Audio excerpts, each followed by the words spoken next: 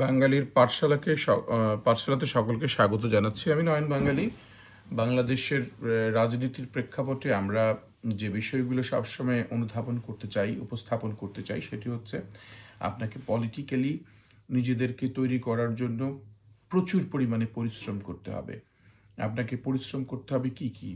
আমরা বলি না, গ্ল্যামার, ম্যানার, মুভমেন্ট, স্পিচ, মানে কথায়, ধরনে, প্রচারে, প্রচারণায়, তারপর হচ্ছে আপনাকে প্রেজেন্টেশন করায়, যে লেভেলই আপনি হন না কেন, সেই লেভেলেই আপনাকে নিজেকে প্রেজেন্ট করতে হবে।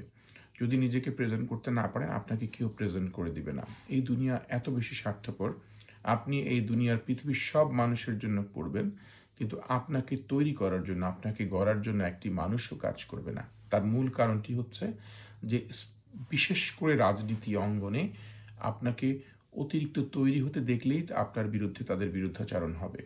আপনাকে পরিশ্রমী মানুষ বানাতে চায়, আপনাকে কাজে লাগাতে চায়, আপনাকে খাটুনি খাটাবে, আপনাকে ব্যবহার করবে, এবং আপনাকে ব্যবহার করার পরে তারা চাইবে, মানে আপনার যে লিডাররা, তারা চাইবে আপনি যাতে নেতৃত্বের ভালো পর্যায়ে না যান।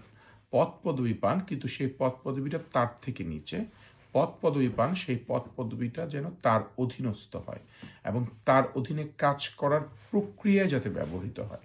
তার মানে যতক্ষণ পর্যন্ত এই মেকানিজমটা পলিটিক্যাল ডিল করবে, পলিটিক্সে শুধু এটাই যদি কার্যকরী হয় এবং এই পন্থাটাই যদি অবলম্বন হয়, তাহলে মূল রাজনীতি বাংলাদেশে কখনোই ফিরে আসতে কষ্ট হবে।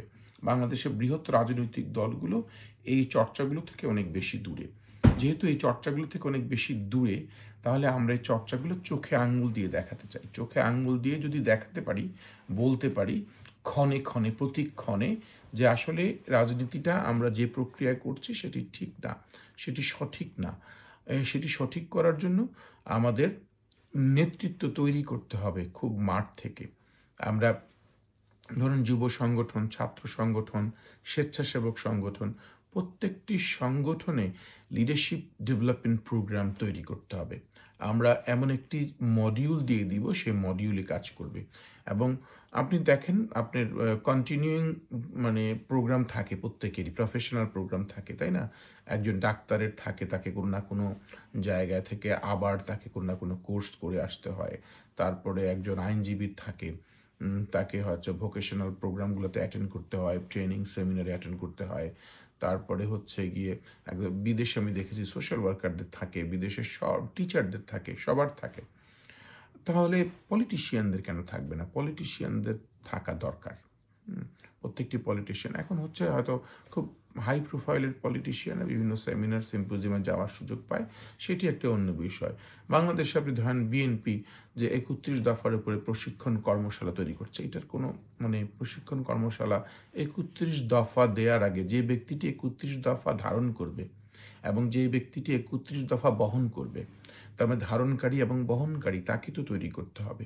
আপনি খোলা মজলিসে ছেড়ে দিলেন বিশাল একটা সংস্কারের ভাবনা, সেই সংস্কারটা কেন ধাবিত হচ্ছে, কেন মানে ব্যাপকভাবে মাঠে প্রচার হচ্ছে না, সেটি তো অবশ্যই দেখতে হবে।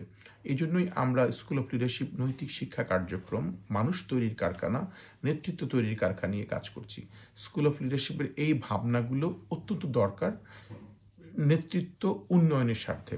তাই আমি বলবো, আসুন আমরা স্কুল অফ লিডারশিপে আমরা কিছু প্রশিক্ষণের ব্যাপারে আপনাদের পরামর্শ, আমাদের পরামর্শ একযোগে কাজ করি।